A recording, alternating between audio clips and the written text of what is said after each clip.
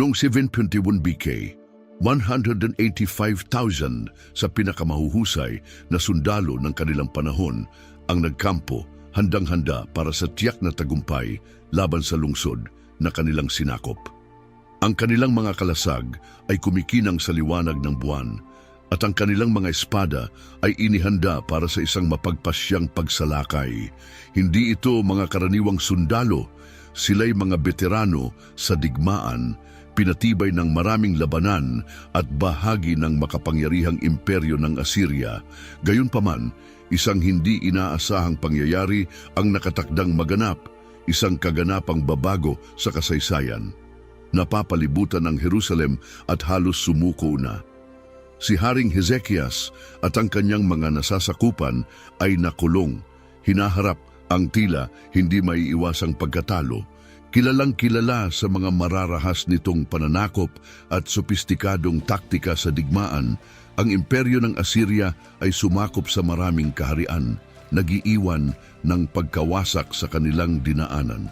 Ang mga salita ng propetang si Isaias ay umalingaw-ngaw bilang babala sa makapangyarihang imperyo. Kahabag-habag ang Assyria, ang tungkod ng aking galit na ginagamit upang ipataw ang aking puot. Isaias 10:12. Matatagpuan sa kahabaan ng mga ilog ng Tigris at Euphrates sa kasalukuyang hilagang Iraq, ang imperyong ito ay nagdulot ng takot sa sinaunang mundo. Sa pagninilay sa kakilakilabot na kapangyarihan ng Assyria, inilalarawan ng propetang si Nahum ang isang nakakatakot na tanawin. Pulang-pula ang kanilang mga kalasag, ang kanilang mga mandirigma ay nakasuot ng iskarlata, ang mga karwahe ay kumikislap na parang kidlat. Nahum 2:3-4. Ang ganitong larawan ay sapat na upang magdulot ng pangamba sa anumang bansang lalaban sa dominasyon ng Assyria. Sa ilalim ng pamumuno ni Haring Sennacherib na naghari mula 705 hanggang 681 BK, ang imperyo ng Assyria ay umabot sa hindi pa nagagawang antas ng kapangyarihan at bangis na parang isang mapanirang baha. Tulad ng hinulaan ni Isaias, ang Panginoon mismo ang magdadala laban sa kanila ng makapangyarihang tubig ng ilog, ang hari ng Assyria at ang kanyang kaluwalhatian. Isaias 8:7. Hindi ito simpleng talinghaga kundi isang realidad na lumaganap sa lahat ng kilalang teritoryo. Sa kanyang ikamarpis na taon ng pamumuno sa Huda, hinarap ni Haring Hezekias ang tila hindi maiiwasang sakuna. Ayon sa kasulatan, sinalakay ni Haring Sennacherib ng Assyria ang lahat ng nakukutaang lungsod ng Huda at sinakop ang mga ito. Tudun Hari 8:13. Ang mga kuta ng Huda ay bumagsak isa-isa tulad ng mga dahong nalalaglag sa taglagas sa harap ng pagsalakay ng Assyria. Ang Nineveh, ang kabisera ng Assyria, ay simbolo ng kapangyarihan at kayabangan nito. Binanggit ng propetang si Jonas ang laki nito na sinasabing 3 araw ang kinakailangan upang malibot ang Nineveh. Jonas 3:3, na naglalarawan sa lawak ng lungsod. Mula sa napakalaking lungsod na ito, pinamunuan ni Sennacherib ang kanyang hukbo gamit ang kombinasyon ng estratehikong katalinuhan at walang awang katumpakan. Ang mga sugo ng Assyria ay dalubhasa sa psikolohikal na digmaan gamit ang kanilang mga talumpati upang takutin hindi lamang ang mga pinuno kundi pati na rin ang karaniwang mamamayan. Nakasaad sa kasulatan ang kanilang nakakikilabot na banta. Nagsalita sila sa mga tao ng Jerusalem ng madidilim na salita na nagdulot ng matinding takot sa kanilang puso, tulad ng isinulat sa Dagang Hari 18:27, kung saan ang kanilang nakakatakot na pagbabanta ay naglalarawan ng isang nakasisindak na kapalaran. Naipakita na ng imperyo ng Assyria ang kapangyarihan nito sa pamamagitan ng pagsakop sa hilagang kaharian. Ang 10 lipi ng Israel ay binihag, isang makasaysayang katotohanang naitala sa Duhudan Hari Sepetun na sa Sindu Siksam. Ang Samaria, matapos ang 3 taong paglaban, ay sa wakas bumagsak sa hukbo ng Assyria Ang mga tao nito ay sa pilitang inilipat at ikinalat sa imperyo, isang pamamaraan na bihasa ang mga Asiryano upang durugin ang kalooban ng mga sinakop. Ang kayabangan ni Sennacherib ay umabot sa sukdulan nang walang galang niyang inihambing ang Diyos ng Israel sa mga Diyos ng ibang mga bansa. Sa isang lapastangang pahayag, ang kanyang mga sugo ay nagyabang, aling Diyos mula sa alinmang bansa ang nakapagligtas na sa kanyang mga tao mula sa kapangyarihan ng hari ng Assyria? Ano ang nangyari sa mga Diyos ng Hamath at Arpad at ang mga Diyos ng Sepharvaim? Nailigtas ba nila ang Samaria mula sa aking mga kamay? Pero sa Hari 18:33-34. Ang labanan na ito ay higit pa sa isang karaniwang alitan para sa lupa o yaman. Ito'y isang tuwirang hamon sa banal na kapangyarihan ng Diyos ng Israel. Sa kanilang kayabangan, ang mga Asiryano ay lumampas sa isang hangganang hindi pa nalalabag ng anumang bansa. Hindi lamang nila nilalabanan ang isang makalupang kaharian, kundi tahasan nilang hinahamon ang kataas-taasang tagapamahala mismo. Habang papalapit ang pagsalakay, ang mga makahulang salita ni Isaias ay muling nagkaroon ng kabuluhan. Ganito ang sabi ng Panginoon tungkol sa hari ng Assyria. Hindi siya makakapasok sa lungsod na ito, ni makakapana dito, ni lalapit dito na may kalasag, ni magtatayo ng mga rampa upang salakayin ito. Isaias 37:33. Ang pangakong ito mula sa Diyos ay tila imposible, lalo na't napakalakas ng hukbo ng mga Asiryano. Ngunit ngayon, sa labas ng mga pader ng Jerusalem, nakatayo ang pinakamatinding puwersang militar na nasaksihan ng mundo noon. 185,000 sundalo kasama ang kanilang mga makinarya, kabayo at karwahe. Ang mga Asiryano ay tila hindi matatalo, ngunit sila'y malapit ng makaranas ng isang aral na mag-iiwan ng bakas sa kasaysayan. Walang kahariang makalupa, gaano man ito kalakas, ang maaring lumaban sa kapangyarihan ng Diyos ng Israel. Sa harap ng lumalaking banta mula sa Assyria, ang Jerusalem ay nakahanda ng baguhin ang daloy ng kasaysayan bilang lungsod ng dakilang hari. Sa ilalim ng pamumuno ni Hezekias na ang pangalan ay nangangahulugang ang Panginoon ang aking lakas, kinilala siya ng mga banal na kasulatan bilang isang hari na bihirang purihin ng ganoon kataas. Ginawa niya ang tama sa paningin ng Panginoon tulad ng kanyang ninunong si David. Pinabagsak niya ang mga altar para sa mga Diyos-Diyosan, sinira ang mga banal na haligi at pinutol ang mga poste ng Asherah, Tupunhari 18:1. Sa panahon ng matinding moral at espiritual na pagkabulok, si Hezekias ay naging liwanag ng integridad. Mula sa kanyang unang taon ng pamumuno sa edad na 25, ipinakita niya ang kahangahangang katatagan. Ang mga banal na teksto ay nagpupuri sa kanyang walang kapantay na pananampalataya sa Panginoon, ang Diyos ng Israel, na sinasabi, "Sa lahat ng hari ng Huda, wala pang naging katulad niya, ni bago man o pagkatapos niya." Sagun Hari S18:5. Ang kanyang pananampalataya ay hindi lamang panlabas, kundi isang malalim na paniniwala na lubos na sinubok sa pinakamabigat na panahon. Sa kanyang pagupo sa trono, ang unang hakbang ni Hezekias ay ang pagpapanumbalik ng templo ng Panginoon na napabayaan at nilapastangan. Isinara ng kanyang amang si Ahaz ang mga pintuan nito, ngunit agad itong binuksan muli ni Hezekias sa unang taon at unang buwan ng kanyang pamumuno, at inayos ang mga ito tulad ng isinulat sa Deccan Chronica 29:3. Ang gawaing ito ay higit pa sa isang simpleng pag-aayos. Ito'y sumisimbolo ng isang malalim na espiritual na pagbabagong nagsimula mismo sa hari. Sa ilalim ng kanyang pamumuno, sumailalim ang Jerusalem sa isang mahalagang pagbabago. Tinawag niya ang mga Levita upang linisin ang templo mula sa mga karumihan. Muling pinasigla ang pagsamba, ibinalik ang mga handog at muling ipinagdiwang ang Paskua na matagal nang hindi ginagawa, na nagmarka ng isang pagbabagong espiritual na hindi nakita mula pa noong panahon ni Solomon, anak ni David at dating hari ng Israel, 2 Kronika 31:26.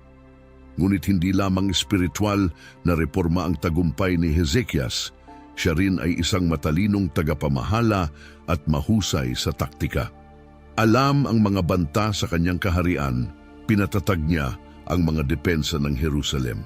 Isa sa kanyang pinakamahalagang tagumpay ay ang pagtatayo ng tunel ng Siloe, isang himala sa inhinyeriya noong panahon niyon na idinisenyo upang matiyak ang supply ng tubig sa lungsod kahit sa panahon ng pagkubkob.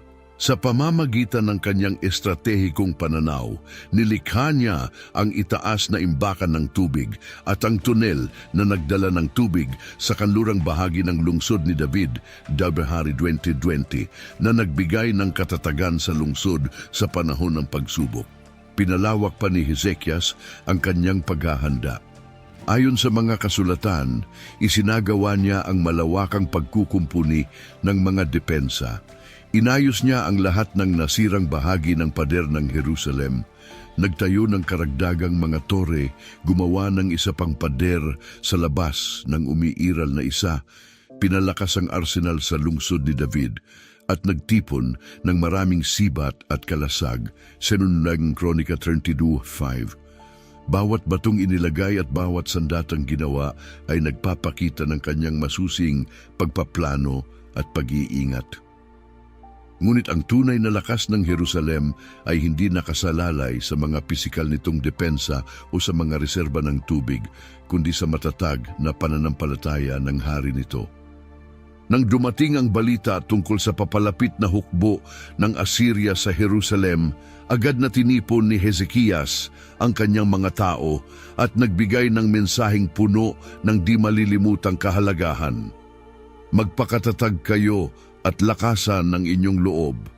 Huwag kayong matakot o panghinaan ng loob dahil sa hari ng Assyria at sa napakalaking hukbo na kasama niya, sapagkat ang Panginoon nating Diyos ay nasa atin. Hindi niya tayo pababayaan o iiwan. Sa 2 Kronika 32:7-8. Sa mahalagang sandaling ito para sa Jerusalem, ang tanawin ay hindi lamang nababalot ng mga pader at kuta, kundi pati ng panibagong lakas ng pananampalataya at panalangin. Ang mga tao sa ilalim ng matuwid na pamumuno ng kanilang hari ay muling nagpatibay ng kanilang debosyon sa Diyos ng kanilang mga ninuno. Sila ay nasa bingit ng pagsaksi sa isa sa mga pinakatampok na pagpapamalas ng banal na interbensyon sa kasaysayan. Habang papalapit ang mga hukbo ng Assyria, ang alikabok na dulot ng kanilang marcha ay bumuo ng isang makapal na ulap sa abot tanaw na sumisimbolo sa paparating na kaaway na kilala sa kanilang nakakakilabot na lakas. Ang salaysay ng Biblia ay naglalarawan sa sandaling ito ng may matinding linaw. Sa ika-40 na taon ng paghahari ni Haring Hezekias, sinalakay ni Sennacherib, hari ng Assyria, ang lahat ng nakukutaang lungsod ng Huda at sinakop ang mga ito. 2 Hari 18:13. Ang unang pagpapakita ng lakas ay nagmula kay Rabshakeh, isang mataas na opisyal ng Assyria. Lumapit siya hindi dala ang mga armas, kundi may mapanirang mga salita habang nakapuesto sa tabi ng aqueduct ng itaas na imbakan ng tubig, ang lugar ng makasaysayang pagkikita ni na Isaias at Haring Ahaz. Sinimulan ni Rabshakeh ang kanyang psikolohikal na pagsalakay. Ang kanyang mga pananalita ay isang maingat na pinaghalong banta at pang-akit na malinaw na naitala sa mga banal na kasulatan. Ibigay kay Hezekias, hari ng Huda, ang mensahe mula sa dakilang hari, ang hari ng Assyria. Bakit kayo nagtitiwala sa mga salita at estratehiya lamang? Kanino kayo umaasa upang mailigtas mula sa aking kapangyarihan? 2 Hari 19:20. Ang labang ito ay hindi lamang naganap sa larangan ng digmaan, kundi pati na rin sa puso at isipan ng mga nakubkob. Si Rabshakeh, bihasa sa mga lokal na kaugalian, ay maingat na piniling magsalita sa wikang Hebreo imbes na Aramaic upang masigurong maririnig at mauunawaan ng bawat tao sa mga pader ng lungsod ang kanyang mapanirang mga salita. Ito'y isang sinadyang hakbang upang maghasik ng takot at lumikha ng pagkakabahabahagi sa mga mamamayan ng Jerusalem. Bilang tugon, nakiusap ang mga opisyal ni Hezekias, "Makipag-usap ka sa amin sa wikang Aramaic sapagkat ito'y nauunawaan namin. Huwag kang magsalita sa Hebreo upang marinig ng lahat." 2 Hari 18:26. Ngunit binaliwala ni Rabshakeh ang kanilang pakiusap at lalong pinalakas ang kanyang boses sa wikang Hebreo, idineklarang, "Pakinggan ninyo ang sinasabi ng dakilang hari, ang hari ng Assyria. Huwag kayong magpapalinlang kay Hezekias, hindi niya kayo maililigtas mula sa aking kapangyarihan." Sa 2 Hari 28:29. Ang kanyang mga salita ay parang lason na mga palaso na naglalayong sirain ang tiwala ng mga tao. Ang estratehiya ng mga Asyriano ay simple at walang awa. Pahinain ang autoridad ni Hezekias, magtanim ng pagdududa sa kanilang pananampalataya sa Diyos, at sa huli, mag-alok ng isang nakakaakit na alternatibo. Matapang na ipinahayag ni Rabshakeh, "Huwag kayong makinig kay Hezekias. Ang hari ng Assyria ay nag-aalok ng kapayapaan. Sumuko kayo at bawat isa sa inyo ay kakain ng bunga ng inyong sariling puno, ng ubas at puno ng igos at iinom mula sa inyong sariling balon." Sa 2 Hari 18:31. Ang alok na ito ay nilikha upang tuksuhin ang mga nakubkob na mamamayan ng pangako ng seguridad at kasaganaan, isang hamon na direktang sinusubok ang kanilang katapatan at paninindigan. Ang labanan ay umabot sa sukdulan ng paglapastangan ng walang takot na inihambing ni Rabshakeh ang buhay na Diyos ng Israel sa mga walang buhay na idolo ng ibang mga bansa. Mayroon bang sinumang Diyos mula sa alinmang lupain na nakapagligtas ng kanilang teritoryo mula sa kamay ng hari ng Assyria? Ano ang nangyari sa mga Diyos ng Hamath at Arpad? O ang mga Diyos ng Sepharvaim? Napigilan ba nila ang pagbagsak ng Samaria sa aking mga kamay? Sa Kahari 18:33-34. Ang liham na ipinadala ni Sennacherib kay Hezekias ay lalo pang nagpalala sa hamon. "Huwag kang magpapalinlang sa iyong Diyos na sinasandigan mo, na nagsasabing, hindi mabibihag ng hari ng Assyria ang Jerusalem. Siguradong alam mo na ang ginawa ng mga hari ng Assyria sa lahat ng mga bansa, winasak nila ang kanilang mga Diyos ng lubusan, at iniisip mo bang makatatakas ka?" 2 Hari 19:10. Ang pagkubkob sa Jerusalem ay higit pa sa isang karaniwang pagsalakay militar. Ito'y isang hayagang paghamon sa soberanya ng Diyos ng Israel. Ang mga makahulang salita ni Isaias ay nagkaroon ng mas malalim na kahulugan. "Sino ang iyong inalipusta at nilapastangan? Laban kanino mo itinaas ang iyong tinig at mapangmataas na itinaas ang iyong mga mata? Laban sa banal ng Israel." Isaias 37:23. Ang mga tao ng Jerusalem ay nasa isang sangandaan, magtiwala sa mga pangako ng Diyos na ipinaabot ni Hezekias o sumuko sa nakatutuksong ngunit mapanganib na mga ultimatum ng mga Asyriano. Sa kabila ng pagsisikap ni Rabshakeh na maghasik ng pagdududa sa pamamagitan ng mga pahayag tulad ng, "Huwag kayong magpalinlang kay Hezekias na nagsasabing ililigtas tayo ng Panginoon." Mayroon bang Diyos ng alinmang bansa na nakapagligtas ng kanilang lupain mula sa hari ng Assyria? Sa 2 Hari 22:33, nanatiling tahimik ang mga mamamayan ng Jerusalem, sumusunod sa utos ng kanilang hari. "Huwag ninyo siyang sagutin." 2 Hari 18:36. Ang katahimikang ito ay mas makahulugan kaysa anumang salitang maaaring bitawan. isang malalim na katahimikan ng pananampalataya na nagpapakita ng kanilang matatag na pagtitiwala sa Diyos. Habang ang banta ng Assyria ay nagbabadya ng parang dilim bago ang bagyo, si Haring Hezekias at ang kanyang mga tao ay nasa bingit ng pagsaksi sa isang kamanghamanghang pagpapakita ng banal na kapangyarihan, isang kaganapan na tatatak sa kasaysayan. Sa harap ng mga hamon ng mga Asyriano, ipinakita ni Hezekias ang tunay na espiritu ng isang makadiyos na pinuno. Nang marinig niya ang mga banta ng Assyria, tumugon si Hezekias hindi sa kawalan ng pag-asa, kundi sa isang malalim na kilos ng pananampalataya. Pinunit niya ang kanyang kasuotan, nagsuot ng sako at humarap sa templo ng Panginoon sa Kadunhari 1921. Ang kilos na ito ay hindi bunga ng kawalang pag-asa, kundi isang sinadyang pagpapakita ng kababaang loob at ganap na pagtitiwala sa banal na interbensyon. Ang malinaw na kaibahan ng dalawang panig ay kapansin-pansin. Ang mapagmataas na imperyo ng Assyria, kumpiyansa sa kanilang lakas militar at inaakalang kataas-taas ang kapangyarihan, laban sa isang hari na yumuko sa harap ng banal, buong pagkilala sa kanyang pag-asa sa makapangyarihang Diyos. Isinalaysay ng kasulatan kung paano pinalawig ni Hezekias ang kanyang debosyon sa pamamagitan ng paghingi ng tulong sa kanyang mga tagapayo, na tulad niya ay nagsuot din ng sako at humarap sa propetang si Isaias. Ipinaabot nila ang mensahe ni Hezekias. Ito ay araw ng dalamhati, pagsaway at kahihiyan, tulad ng kapag ang mga bata ay dumating na sa oras ng kapanganakan, ngunit walang lakas upang sila ay mailuwal. Sa Kadunhari 9:19. Sa gitna ng mga nakakatakot na pangyayari, ang panalangin ni Hezekias sa loob ng templo ay nananatiling isang makabagbag damdaming bahagi ng kasaysayan. Inilatag niya ang liham ng banta mula kay Sennacherib sa harap ng Panginoon, sumisimbolo ng kanyang ganap na pananampalataya.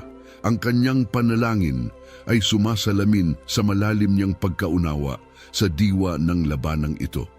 O Panginoon, Diyos ng mga hukbo na nakaupo sa trono sa ibabaw ng mga kerubin, Ikaw lamang ang Diyos ng lahat ng kaharian sa mundo na lumikha ng langit at lupa. Pagmasdan mo kami ng may habag, O Panginoon. Pakinggan mo kami mula sa iyong luklukan sa langit. Isaalang-alang ang mga salita ni Sennacherib na ipinadala upang lapastanganin ang buhay na Diyos. Kadunhari 16. Sa kanyang panalangin, hinarap ni Hezekias ang masakit na katotohanan ng pananakop ng mga Asyriano, inamin ang kanilang kasaysayan ng pagkawasak. Nanalangin siya, "Totoo nga, Panginoon, na winasak ng mga hari ng Assyria ang mga bansa at ang kanilang mga lupain, itinapon ang kanilang mga Diyos sa apoy. Ngunit ang mga Diyos na iyon ay hindi tunay na mga Diyos, kundi kahoy at bato lamang, gawa ng kamay ng tao." Sa Gunahari 19:17-18. Ang kanyang panalangin ay nagtapos sa isang pagsusumamo na lampas sa personal o pambansang kaligtasan. Ngayon, Panginoon naming Diyos, iligtas mo kami mula sa kanyang kamay upang makilala ng lahat ng kaharian sa lupa na ikaw lamang, O Panginoon, ang Diyos. Nahari 19:19. Ang kahilingang ito ay malalim na nakaugat sa hangaring itaas ang pangalan ng Panginoon at ipalaganap ito sa lahat ng mga bansa. Ang ganitong matinding pananampalataya ay naging tatak ng paghahari ni Hezekias. Sinasabi ng kasulatan ang kanyang walang kapantay na pagtitiwala sa Panginoon na binibigyang diin na wala siyang katulad sa pananampalataya sa lahat ng hari ng Huda, bago at pagkatapos ng kanyang panahon. Kadunhari 18:15. Ngayon, sa isang mahalagang sandali, ang pagtitiwalang ito ay nasubok ng lubos. Habang hinihintay ni Hezekias ang tanda mula sa Diyos, ang mga praktikal na hakbang na kanyang isinagawa noon ay nagbibigay proteksyon sa mga mamamayan ng lungsod. Ang tunel ng Siloe na kanyang ipinatayo ay nagbibigay ng mahalagang tubig. At ang mga pinalakas na kuta ng lungsod ay nagkakaloob ng pisikal na depensa, ngunit marahil ang kanyang pinakamahalagang nagawa ay ang espiritual na lakas na kanyang naitanim sa kanyang mga tao. Ang kanyang mga naunang pahayag ay patuloy na umaalingaw-ngaw sa loob ng mga pader ng lungsod. Magpakatatag kayo at lakasan ang inyong loob. Huwag kayong matakot o panghinaan ng loob dahil sa hari ng Assyria o sa napakalaking hukbo na kasama niya, sapagkat ang Panginoon nating Diyos ay kasama natin. Hindi niya tayo iiwan ni pababayaan. Kronika 32:7. Ang tugon ni Hezekias sa krisis ay nagbigay diin sa isang walang hanggang katotohanan. Sa gitna ng matitinding pagsubok, ang tunay na lakas ay hindi nagmumula sa mga panlabas na yaman, kundi sa malalim na relasyon sa Diyos. Ang kanyang tugon ay nagpakita ng prinsipyong kapag hinarap ang matitinding hamon, ang pangunahing sandigan ng mananampalataya ay dapat ang panalangin. Habang nakadapa si Hezekias sa templo, naghihintay ng gabay mula sa Diyos. Dumating ang salita ng Panginoon sa pamamagitan ng propetang si Isaias, na nagbigay ng mabilis at matibay na katiyakan. Ito ang sinasabi ng Panginoon tungkol kay Sennacherib, hari ng Assyria. Tatapusin ko ang pagkubkob na ito, hindi siya makakapasok sa lungsod na ito ni makakapana dito. 2 Hari 19:20. Ang pahayag na ito ay naglatag ng entablado para sa isa sa mga pinakakapansin-pansing propesiya sa kasaysayan ng Biblia. Sa pamamagitan ni Isaias, direktang hinarap ng Diyos ang kayabangan ng imperyo ng Assyria. Ikakalat ng Panginoon ang kapalaluan ng iyong mga mandirigma na parang alikabok na tinatangay ng hangin. 2 Hari 19:21. Ito ay nagmarka ng isang makapangyarihang pagbabago. Ang Jerusalem na tila nakatakdang bumagsak sa ilalim ng dominasyon ng Assyria ay ngayon inilalarawan na mistulang iniinsulto ang mga mananakop nito. Ang pagkondena ng Panginoon sa mga aksyon ni Sennacherib ay naghayag ng lalim ng kanyang mga paglabag. Sino ang iyong inalipusta at nilapastangan? Laban kanino mo itinaas ang iyong tinig at mapangmataas na itinaas ang iyong mga mata? Laban sa banal ng Israel. 2 Hari 19:22. Ang kasalanan ng hari ng Assyria ay lumampas sa isang karaniwang banta militar. Siya ay direktang humamon sa autoridad ng Diyos mismo. Ang propesiyang ipinahayag sa pamamagitan ni Isaias ay maingat na ibinunyag ang kapalaluan ng hari ng Assyria. Ipinagmalaki mo sa pamamagitan ng iyong mga lingkod na sa pamamagitan ng iyong maraming karwahe ay naakyat mo ang matataas na bundok, ang mga tuktok ng Lebanon. Pinutol mo ang pinakamataas nitong mga sedro, ang pinakamainam nitong mga sipres. Naabot mo ang pinakaliblib nitong bahagi, ang pinakamagaganda nitong kagubatan. 2 Hari 9:23. Ang propesiya ay naghayag ng nakakagulat na revelasyon, binabago ang pananaw ukol sa kapangyarihan ng mga Asyryano. Ipinahayag nito na ang lahat ng tagumpay ni Sennacherib at ang lakas ng kanyang imperyo ay, sa katunayan, bahagi ng plano ng Diyos. Hindi mo ba narinig, matagal ko na itong itinakda. Noong unang panahon, ito'y aking pinlano. Ngayon ay isinakatuparan ko na upang gawing tambak ng mga bato ang mga lunsod na napapaligiran ng pader. 2 Hari 19:25. Ang banal na pahayag na ito ay nagpakita na ang mga pagsakop ng Asyryano ay hindi lamang bunga ng ambisyon ng tao, kundi pinahintulutan ng Diyos para sa kanyang layunin.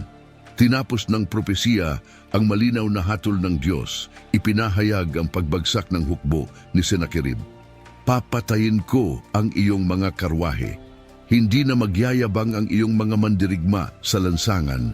Ang iyong mga magigiting na lalaki ay mawawalan ng lakas. 2 Hari 19:24. Sa pamamagitan ni Isaias, ipinahayag ng Diyos ang isang tumpak at makapangyarihang propesya na nagbigay diin sa hangganan ng kapangyarihan ng tao laban sa kalooban ng Diyos. Kaya't inihayag ng Panginoon ang kanyang utos ukol sa hari ng Assyria. Hindi siya papasok sa lungsod na ito, ni magpapakawala ng pana rito, ni haharap sa kanya ng kalasag, ni gagawa ng rampalaban dito.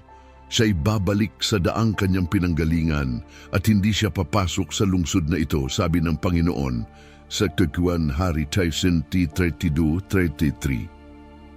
Ang propesiyang ito ay hindi lamang nangako ng kaligtasan ng Jerusalem, kundi nagbigay din ng malinaw na tanda upang pagtibayin ang mensahe ng Diyos. Ito ang magiging tanda sa iyo, Ezekias. Sa taong ito, kakainin ninyo ang tumubo ng kusa at sa susunod na taon ang tumubo mula roon. Ngunit sa 3 taon, kayo'y maghahasik at mag-aani, magtatanim ng ubasan at kakain ng bunga nito. Silugan Hari 19:29. Ito ay isang 3 bahaging pangako na nagpapakita ng agarang kaligtasan, unti-unting pagbangon at wakas na kasaganaan. Ang mga natirang tao sa Huda ay tiniyak na hindi lamang sila makakaligtas, kundi muling uusbong sa kasaganaan. Malinaw ang pangako, muling mag-uugat ng malalim ang nalabi ng sambahayan ng Huda at magbubunga ng masagana pataas sa 2 Hari 19:30.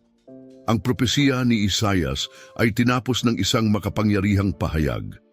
Ang kasigasigan ng Panginoon ng mga hukbo ang gagawa nito sa Hari 19:31. Pinagtibay nito na ang pagliligtas sa Huda ay hindi magmumula sa lakas o dunong ng tao, kundi sa matibay na pangako ng Panginoon mismo. Ang mga salitang ipinahayag sa pamamagitan ni Isaias ay naglantad ng kayabangan ng tao at nagpatunay ng kapangyarihan ng Diyos, nagsilbing paalala na kapag nag-utos ang Diyos, ang pinakamakapangyarihang mga imperyo ay kailangang yumuko. Habang ang araw ay lumulubog sa Jerusalem, 105,000 sundalo ng Assyria ang pinalibutan ng lungsod. Ang kanilang mga tolda ay bumalot sa kalangitan, habang ang liwanag ng kanilang mga apoy ay nagmistulang mga bituin na bumaba sa lupa. Sa loob ng pinaderang lungsod, ang mga taga-Huda ay halos hindi humihinga, pinapalakas lamang ng mga pangako ng propesya at ng kanilang matatag na pananampalataya sa Diyos. Sa gabing iyon, ayon sa salaysay ng Biblia, 4 na salita ang naghayag ng isang banal na gawa na magpapabago sa kasaysayan. Sa gabing iyon, ang anghel ng Panginoon ay bumaba sa kampo ng mga Asiryano at pinuksa ang 185,000 sundalo. Ang kasulatan ay inilalarawan ang himalang ito ng may matinding kasimplihan. Pagsapit ng bukang liwayway, ang lupa ay natambakan ng mga bangkay. Isipin ang pagsikat ng araw sa isang tagpong nagbago ng magdamag. Ang isang masiglang kampo ay naging katahimikan, isang larangan ng mga walang buhay na katawan sa ilalim ng liwanag ng araw. Ang propesiya ni Isaias ay natupad ng may tumpak at makapangyarihang epekto.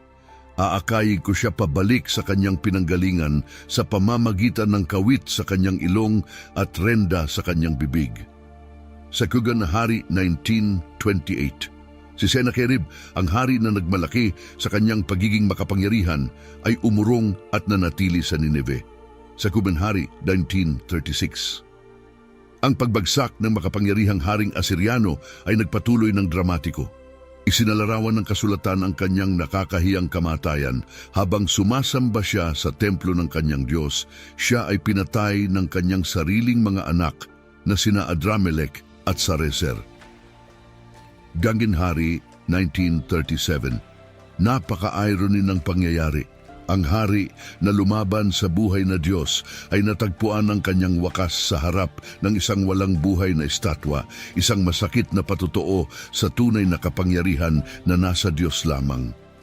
Ang kwentong ito ay nagbibigay ng matinding paghahambing. Ipinapakita na ang Diyos na minaliit ni Sennacherib ay ang tunay na makapangyarihang Panginoon ng mga hukbo, gaya ng inihayag ni Isaias. Aking ipagtatanggol ang lungsod na ito upang iligtas ito alang-alang sa aking sarili at alang-alang kay David na aking lingkod. Sa 2 Hari 19:32. Ang mga pader ng Jerusalem na tila mahina laban sa pagsalakay ng mga Asiryano ay nanatiling hindi nasira, hindi dahil sa lakas ng mga bato o mortar, kundi dahil sa makalangit na pag-iingat gaya ng ipinahayag. Hindi siya papasok sa lungsod na ito ni magpapakawala ng panarito. Hindi niya ito haharapin ng kalasag o magtatayo ng mga rampa laban dito. 2 Hari 19:32. Ang pagliligtas sa Jerusalem ay higit pa sa isang tagumpay na militar. Ito ay nagpapatunay sa kataas-taasang kapangyarihan ng Panginoon na umaalingaw-ngaw sa panalangin ni Haring Ezekias. Ngayon, Panginoon naming Diyos, iligtas mo kami mula sa kanyang kamay upang makilala ng lahat ng kaharian sa lupa na ikaw lamang ang Diyos. Sa 2 Hari 19. Ang bukang liwayway ay hindi lamang naghayag ng isang larangan ng mga bumagsak na kaaway, kundi nagproklama rin ng tagumpay ng pananampalataya laban sa takot, ng banal laban sa idolatriya, at ng pagpapakumbaba laban sa kayabangan. Ang mga mamamayan ng Jerusalem ay hindi lamang nagmuni-muni sa pagbagsak ng kanilang mga kaaway. Kanilang pinag-isipan din ang katapatan ng Diyos na laging tumutupad sa kanyang mga pangako. Sa ganitong konteksto, ang paanyaya ng salmista ay nagkakaroon ng mas malalim na kahulugan. Siyasatin natin ang ating mga lakad at subukin ang mga ito at tayo'y manumbalik sa Panginoon. Itaas natin ang ating mga puso at kamay sa Diyos sa langit. Awit, Part 6, 8-9. Habang ang bukang liwayway ay nagdala ng isang bagong yugto para sa Jerusalem, naging malinaw na ang parehong Diyos na nagligtas sa kanyang bayan mula sa pagkaalipin sa Ehipto ay nananatiling makapangyarihan sa kasaysayan. Ang mensahe ay hindi malilito. Walang kapangyarihan ng tao ang makakapanaig laban sa banal na kalooban kung pipiliin niyang ipagtanggol ang kanyang bayan. Ang kwento ng kaligtasan ng Jerusalem ay hindi lamang limitado sa banal na kasulatan. Ang makabagong kasaysayan na sinusuportahan ng mga arkeolohikal na natuklasan at sinaunang tala ay nagbibigay ng matibay na ebidensya ng himalang ito. Isa sa mga pinakakapansin-pansing tuklas ay ang prismang Sennacherib, isang hexagonal na piraso ng luwad na nakaimbak sa Oriental Institute ng Chicago. Sa inskripsyong ito, isinalaysay mismo ng hari ng Assyria ang kanyang pagsalakay sa Huda. Binabanggit, tungkol kay Ezekias na Hudyo na hindi sumunod sa aking pamatok, aking kinubkob ang kanyang mga paderang lunsod at pinaligiran siya tulad ng ibon sa hawla. Ngunit kapansin-pansing hindi nabanggit ang pagkuha sa Jerusalem. Para sa isang hari na kilala sa detalyadong paglalarawan ng kanyang mga tagumpay, ang ganitong pagkukulang ay napakahalaga at tumutugma sa salaysay sa Biblia sa 2 Hari 19, kung saan itinala ang himalang pagliligtas sa Jerusalem. Si Herodotus, isang tanyag na Griyegong historiador na tinaguri ang ama ng kasaysayan, ay naglahad ng isang kawili-wiling kwento na may kaugnayan sa pagkatalo ng mga sundalong Asiryano sa Ehipto, kung saan sinasabing isang salot ng mga daga ang sumira sa kanilang kagamitan. Bagamat iba ang bersyong ito sa salaysay ng Biblia, pinatutunayan nito ang isang biglaan at mapaminsalang pangyayari na nagpahina sa puwersa ng Assyria. Bukod dito, ang mga tala ng Assyria ay sumusuporta sa isa pang mahalagang bahagi ng kwento sa Biblia, ang pagpatay kay Haring Sennacherib ng kanyang mga anak na itinala rin sa mga talaan ng Babylonia, kaya't pinagtitibay ang makasaysayang kawastuhan ng nakasaad sa 2 Hari 1937.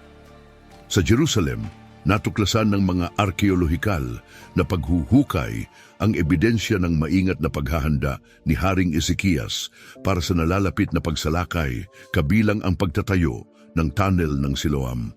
Ang tunnel na ito, isang sinaunang obra ng inhinyerya na inilarawan sa 2 Hari 2020, ay hinukay mula sa solidong bato at nananatili pa rin hanggang ngayon bilang patunay sa katotohanan ng tala ng Biblia. Bukod dito, sa lungsod ng Lish, isa sa mga pangunahing lungsod ng Juda, may mga makabuluhang natuklasan kabilang ang dramatikong paglalarawan ng kampanya ng mga Asiryano laban dito. Ang mga ito ay matatagpuan sa mga relief mula sa palasyo ni Sennacherib sa Nineveh na kasalukuyang nakaimbak sa British Museum.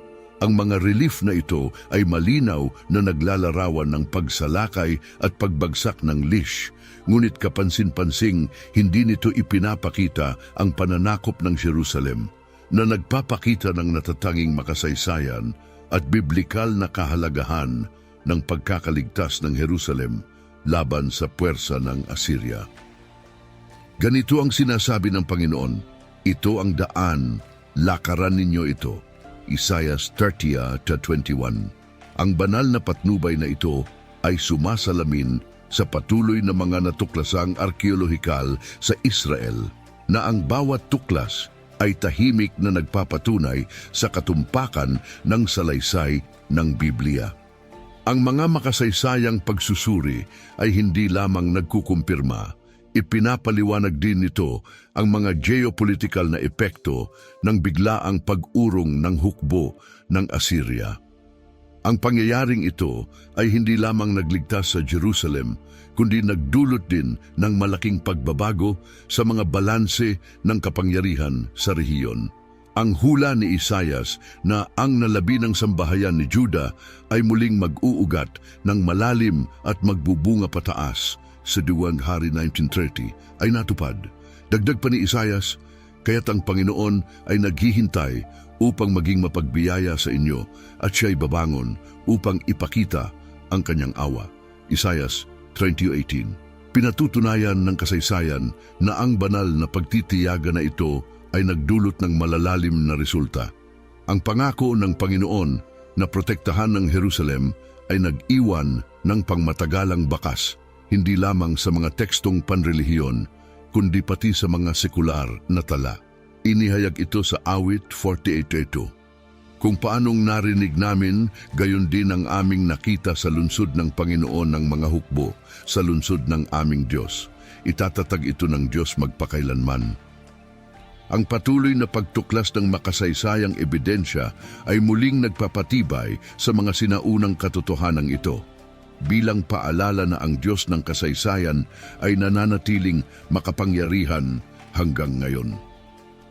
Gaya ng paalala sa 1 Corinto 10:11, ang mga bagay na ito ay nangyari sa kanila bilang mga halimbawa at isinulat bilang babala sa atin na siyang inaabutan ng katapusan ng mga panahon.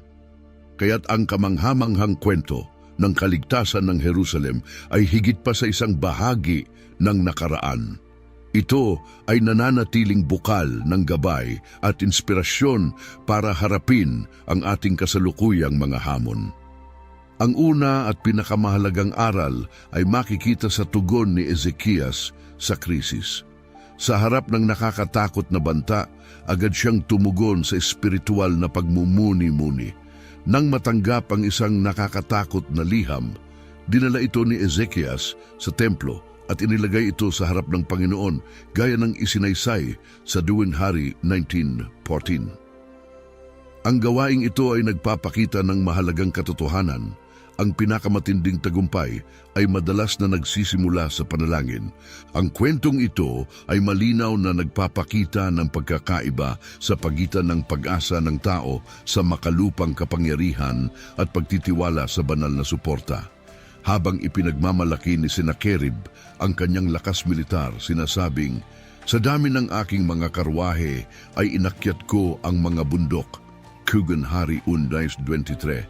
Pinalakas naman ni Ezekias ang loob ng kanyang bayan, sinasabing, "Ang Panginoon nating Diyos ay kasama natin upang tulungan tayo at ipaglaban ang ating mga laban." 2 Kronika 32:8. Ang pagkakaibang ito ay nagbigay diin sa kahigitan ng espiritual na katiyakan kaysa sa pisikal na lakas.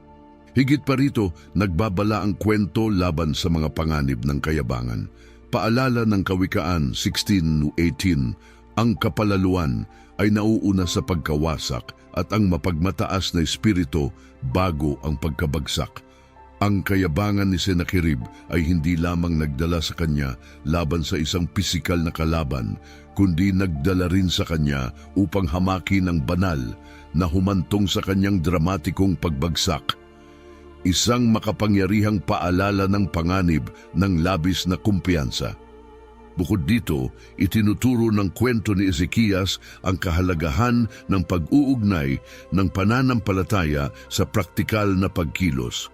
Bukod sa kanyang mga panalangin, pinatatag ni Ezekias ang mga pader ng Jerusalem, itinayo ang tunnel ng Siloam at nagimbak ng mga sandata. Ito'y umaayon sa prinsipyo sa Santiago 2:17. Ang pananampalataya na walang gawa ay patay. Ang tunay na pananampalataya ay nagtutulak sa atin na kumilos ng may katalinuhan at maingat, hindi upang maging walang kibo, at ipinapakita na ang tunay na paniniwala ay tungkol din sa matalinong pakikibahagi sa mundo, bukod sa devosyonal na aspeto nito. Ang kwentong ito ay nagbibigay ng mahalagang aral tungkol sa kahalagahan ng paghihintay sa tamang panahon ng Diyos. Sa nakakatakot na gabing iyon, nang napalibutan ng mga Asiryano ang Jerusalem, kinailangang kumapit ang mga tagalungsod sa katiyakan ng Diyos. Gaya ng isinasaad sa kasulatan, ang kaligtasan ay nasa pagsisisi at kapahingahan. Ang iyong lakas ay matatagpuan sa katahimikan at pananampalataya. Higit pa rito, itinatampok ng kwento ang tunay na layunin ng pagliligtas ng Diyos. Ang panalangin ni Ezekias ay sumasalamin dito, "O Panginoon naming Diyos, iligtas mo kami mula sa kanyang kamay, upang makilala ng lahat ng kaharian sa lupa na ikaw lamang ang Diyos." Ang ating kaligtasan ay hindi lamang para sa ating sariling kapakinabangan, kundi upang maipakita ang kaluwalhatian ng Diyos. Ang konsepto ng isang tapat na nalabi ay isa pang mahalagang aral. Sa gitna ng isang mundong nagpapasakop sa kapangyarihan ng Assyria, nanatiling matatag sa paniniwala ang Jerusalem. Pinagtibay ng kasulatan, muling mag-uugat ang nalabi ng sambahayan ni Huda ng malalim at magbubunga pataas. Sa ating panahon, sa harap ng ating mga sariling hukbo ng Assyria, mga personal na pagsubok, presyur ng lipunan o mga hamon sa ating pananampalataya, ang mensahe ay nananatiling mahalaga. Kung ang Diyos ay panig sa atin, sino ang laban sa atin? Panghuli, ipinapaalala ng kwentong ito na ang Diyos na kasama ni Ezekias ay nananatiling pareho noon, ngayon at magpakailanman, hindi nagbabago, makapangyarihan at tapat. Ang kanyang mga pangako ay matibay, ang kanyang lakas ay walang hanggan, at ang kanyang katapatan ay hindi magmamaliw sa lahat ng nagtitiwala sa kanya. Ang Panginoon ay gumawa ng mga dakilang bagay para sa atin, kaya tayo'y lubos na nagagalak. Hango sa awit 126:3. Ang kwento ng kamanghamanghang pagliligtas sa Jerusalem ay umaalingaw-ngaw sa buong kasaysayan bilang patunay sa kapangyarihan at katapatan ng Diyos. Sa pagninilay sa hindi malilimutang pangyayaring ito, nasaksihan natin ang isang sagupaan ng mga higante, ang pinakamakapangyarihang imperyo ng panahon laban sa kataas-taasang Diyos. Sa isang panig, naroon ang 185,000 mandirigma, mga makapangyarihang sandata at isang alamat ng pagiging di matalo.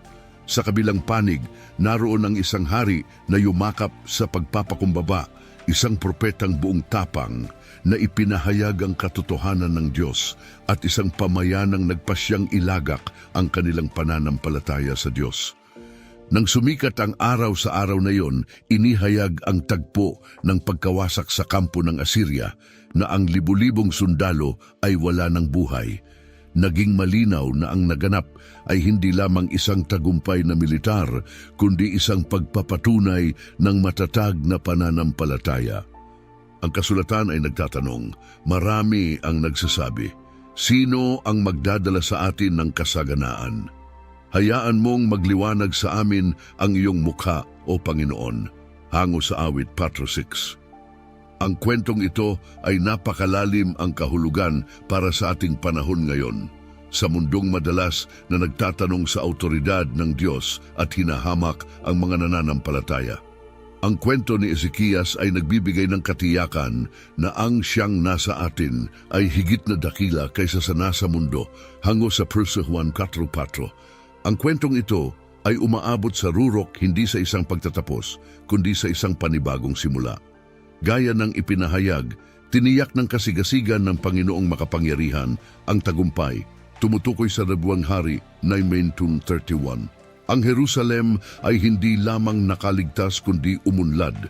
Ang mga natirang kaunti ay hindi lamang basta nabuhay, kundi sila'y nagtagumpay. Para sa atin ngayon, sa harap ng ating sariling mga hamon, malakas na umaalingaw-ngaw ang mga salita ni Ezekias. Magpakatatag kayo at maging matapang, huwag kayong matakot o panghinaan ng loob, sapagkat ang Panginoon ninyong Diyos ay nasa inyong tabi. Siya ang makikipaglaban para sa inyo. Tumutukoy sa 2 Chronica 32:7. Ipinapakita ng kwentong ito na walang balakid na napakalaki para sa Diyos.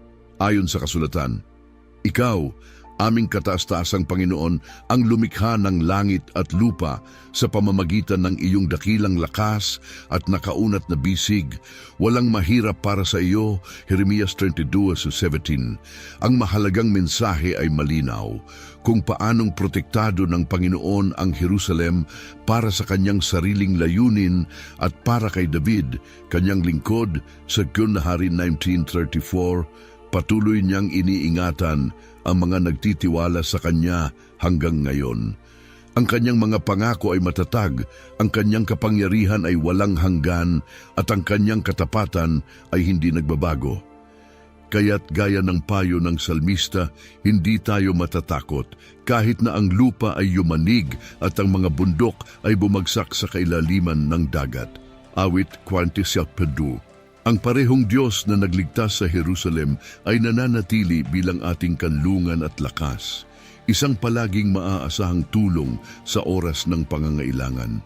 Hayaan nating ang kwentong ito ay magbigay ng lakas sa mga susunod na henerasyon na nagpapaalala sa atin na ayon sa Panginoon, hindi sa pamamagitan ng lakas ni ng kapangyarihan, kundi sa pamamagitan ng aking espiritu. Zacarias 4:6. Sa Kanya ang walang hanggang kaluwalhatian, karangalan at papuri. Amen. Itinayo ang tunnel ng Siloam at nagimbak ng mga sandata. Ito'y umaayon sa prinsipyo sa Santiago 2:17. Ang pananampalataya na walang gawa ay patay.